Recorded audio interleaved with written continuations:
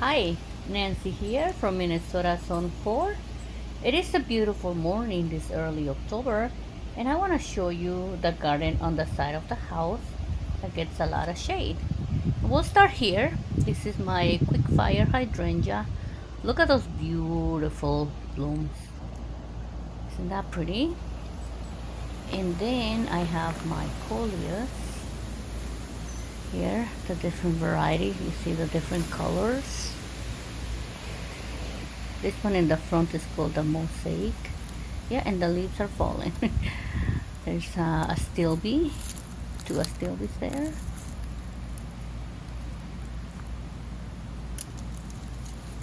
My goal here was to add a variety of colors, and what best is to use coleus that tolerates shade, right?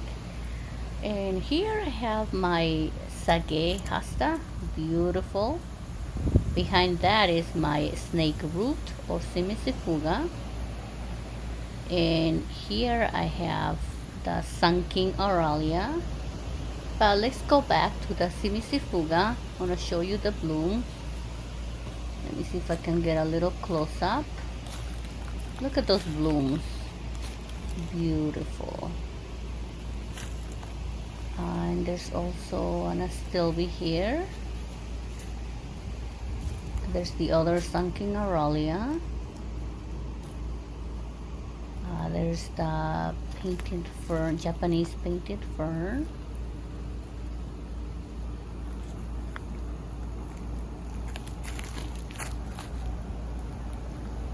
And there's the stepbrother hosta as well.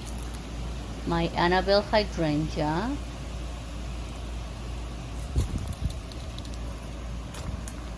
And I have a Francis Williams hosta surrounded by the snow of the mountain ground cover. And this is another view.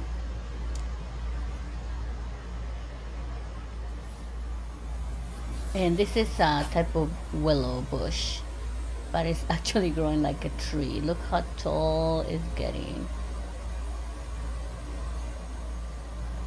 Right? And I think over winter, because the snow was up high, the bunnies were chewing, so that's why you can't see a lot of leaves there.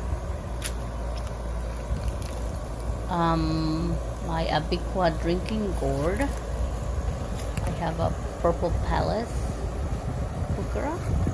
Let me see if I can show you my columbine. And the hosta's still looking good. There's the jugas. Here I have more snow of the mountain. And this is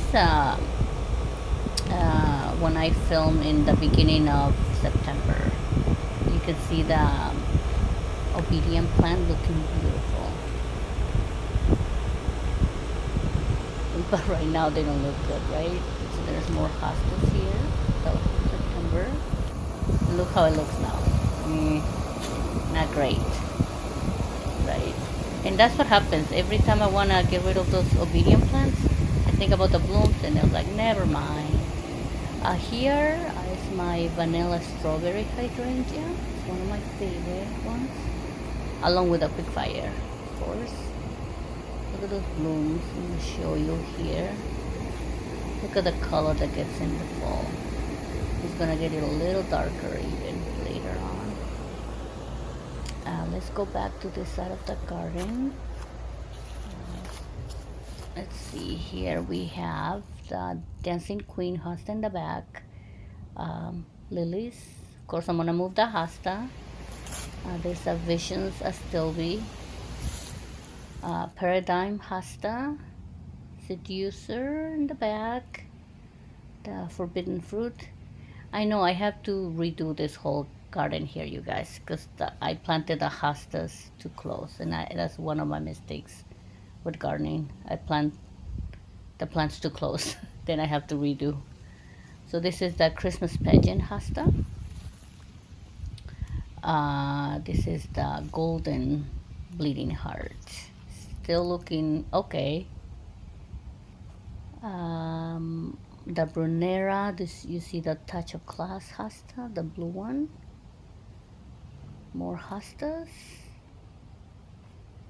And look at this view as well. I love this view.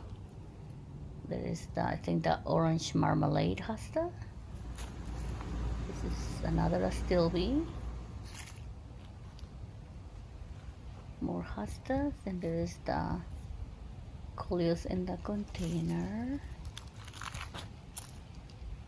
And there's the hydrangea hedge that I have in the back. Coleus.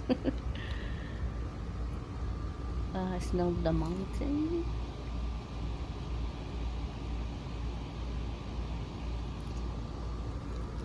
I think this, I'm gonna show you a little quickly here.